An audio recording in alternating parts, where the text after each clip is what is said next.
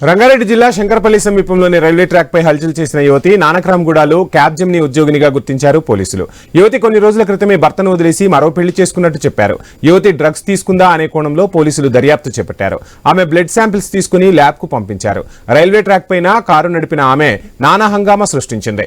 దగ్గరికి వెళ్లేందుకు ప్రయత్నించిన స్థానికులకు చాకు చూపి బెదిరింపులకు పాల్పడింది.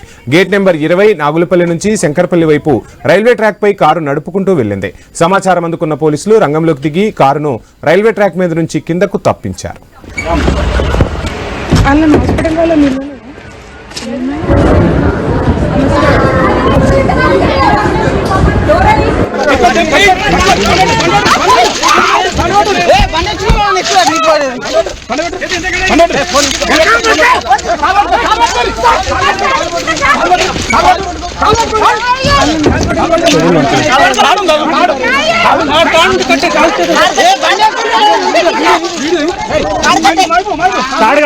తాడు